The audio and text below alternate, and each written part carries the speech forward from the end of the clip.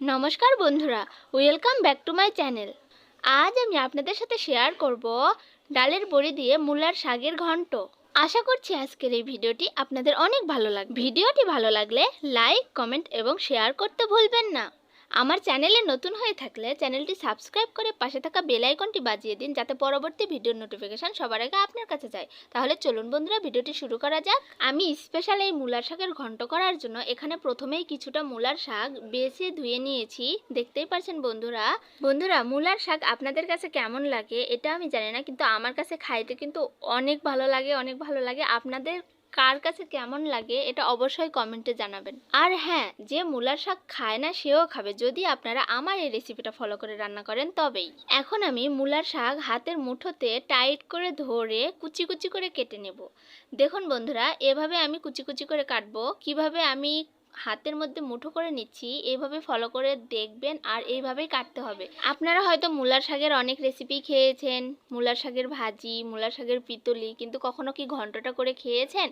একবার আমার এই রেসিপিটা ফলো করে এই ঘন্টটা বানিয়ে ফেলুন, সবাই আশা করছি প্রশংসা করবে আপনার। বন্ধুরা, আপনাদের সাথে কথা বলতে বলতে আমার কিন্তু শাকগুলো কুচি করা হয়ে গিয়েছে, আর আমি এখানে একটা মাঝারি সাইজের আলু টুকরো করে কেটে নিয়েছি। আপনারা আপনাদের পছন্দ মতো আলু দিবেন, আর আলুগুলো কিন্তু এরকম কিউব করেই কেটে নিতে হবে। এখানে আমি নিয়ে নিয়েছি কিছু ডালের বড়ি। ডালের বড়িগুলো আমি এভাবে ভেঙে ভেঙে নিয়েছি বন্ধুরা, কারণ গোটা গোটা দেওয়া যাবে না, এরকম ভেঙে দিলেই বেশি মজা হবে। এখানে আমি মশলা হিসেবে নিয়ে নিয়েছি কাঁচামরিচ চেরা, আদা বাটা, জিরা বাটা, তেজপাতা, শুকনো মরিচ আর কিছু পাঁচফোড়ন মশলা। এখানে আমি একটি দারচিনি আর দুটো সাদা এলাচ এক জায়গা করে বেটে নিয়েছি কিছুটা চালের গুঁড়ি। এটা আমি ওই বেটে রাখা মশলার সঙ্গে একসঙ্গে মিশাবো একটু জল দিয়ে, তারপরে নামানোর আগে আমি ঘাটিতে দিয়ে দেব। এখন আমি চুলায় একটি কড়াই বসিয়ে দিয়েছি। কড়াইয়ে কিছুটা সাদা তেলও দিয়ে দিয়েছি। তেলের মধ্যে অল্প একটু লবণ দিলাম। এখন তেল আর লবণ ভালো করে মিশিয়ে নিয়ে ভেঙে রাখা বড়ির টুকরোগুলো দিয়ে দেব, আর ভালো করে ভেজে নেব। বেশি কড়া করে ভাজার দরকার নেই, হালকা লালচে লালচে হয়ে গেলে বড়িগুলো উঠিয়ে নেব। আমার বড়িগুলো ভাজা হয়ে গিয়েছে, দেখতেই পাচ্ছেন বন্ধুরা, আমি বাটিতে উঠিয়ে নিয়েছি। বড়িগুলো যদি বেশি ভাজা হয়ে যায় তাহলে কিন্তু সিদ্ধ হতে চাইবে না, তাই হালকা করেই ভেজে নেবেন। এখন আমি চুলায় কড়াই বসিয়ে দিলাম, আর কিছুটা দিয়ে দিলাম সাদা তেল। তেল গরম হয়ে গিয়েছে, দিয়ে দিলাম শুকনো মরিচ টুকরো, তেজপাতা, পাঁচফোড়ন। এখন ভালো করে একটু নাড়াচাড়া করে দিয়ে দেব আলুর টুকরোগুলো। এখন আবারও ভালোভাবে 1 মিনিটের মতো নাড়াচাড়া করব, তারপরে দেব কাঁচা মরিচ চেরাগুলো। এখন মরিচগুলো হালকা ভাজা ভাজা না হওয়া পর্যন্ত আমি খন্তাতে এইভাবে নাড়াচাড়া করতে থাকবো। আমার মরিচগুলো হালকা করে ভাজা হয়ে গিয়েছে। আমি এখন এর মধ্যে দিয়ে দেব শাকগুলো।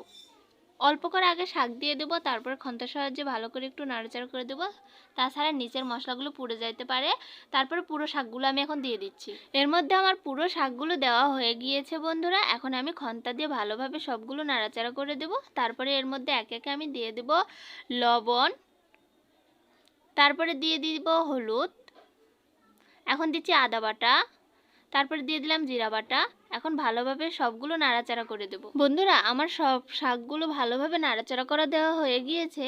আমি এখন এর মধ্যে দিয়ে দেবো ভেজে রাখা বড়ির টুকরোগুলো। এখন আবারও ভালোভাবে নাড়াচাড়া করে দেবো, যাতে বড়িগুলো শাকের সঙ্গে ভালোভাবে মিশে যায়। এখন সুন্দর করে সব শাক আর বড়িগুলো গুছিয়ে নেব, তারপরে একটি ঢাকনার সাহায্যে ভালোভাবে ঢেকে দেব। শাকগুলো আমি 5 মিনিটের জন্য ঢেকে দিলাম। ততক্ষণ পর্যন্ত আমি যে আটা রেখেছিলাম আর মশলা রেখেছিলাম সেটা দুইগুলো এক জায়গায় করে এখন ভালোভাবে জল দিয়ে গুলে নেব। দেখুন বন্ধুরা, এর মধ্যে আমি জলও দিয়ে দিয়েছি। এখন আমি খন্তার পিছন পাশ দিয়ে একটু ভালোভাবে গুলে নিচ্ছি, যাতে সবগুলো আটা আর মশলাগুলো একভাবে মিশে যায়। এখন আরও একটু জল দিয়ে দিলাম। এখন 5 মিনিট পর ঢাকনাটি আমি সরিয়ে নিচ্ছি। দেখুন বন্ধুরা, জল কিন্তু অনেকটাই শুকিয়ে গিয়েছে। আমি আসলে শাকে কিন্তু জল দেই নাই এক ফোঁটাও, কারণ শাক থেকে যে জল বের হয়েছে ওইটা দিয়ে শাকটা সিদ্ধ হয়ে যাবে। শাকগুলো অনেকটাই কচি শাক, এই জন্য আমি আর জল দেইনি। এখন আর ঢাকনাও দিতে হবে না, যেটুকু জল আছে এটা আমি এমনিতেই নাড়াচাড়া করে করে শুকিয়ে নেব, কারণ আমি আদা বাটাটা আর জিরা বাটাটা দিয়েছি। আদা বাটাটার গন্ধটা যেন চলে যায়, সেই জন্য আমি ভালোভাবে ভাজতে থাকবো। আমি 2-3 মিনিটের মতো কিন্তু শাকটা ভেজে নিয়েছি, ভাজাও হয়ে গিয়েছে। এখন আমি যে আটা আর মশলাটা গুলে রেখেছি এগুলো আমি এর মধ্যে দিয়ে দেব। দেখুন বন্ধুরা, দেখতেই পাচ্ছেন আমি কিন্তু পুরাটাই মশলা আর আটাগুলো জল দিয়ে দিয়েছি। এখন ভালোভাবে 2 থেকে 3 মিনিটের মতো নাড়াচাড়া করব। এই শাক ঘাটিটা যে এতটা দারুণ বন্ধুরা, এটা যদি আপনারা না খান তাহলে বুঝতেই পারবেন না যে এটার স্বাদটা কতটা।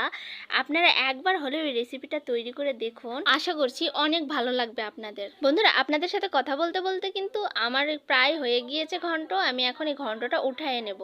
দেখতেই পাচ্ছেন কতটা সুন্দর লাগছে দেখতে। এরকমই মাখা মাখা হবে, আর নিচে যখন হালকা করে লেগে লেগে যাবে তখনই বুঝবেন যে আপনার ঘন্টটা পুরোপুরিভাবে হয়ে গিয়েছে।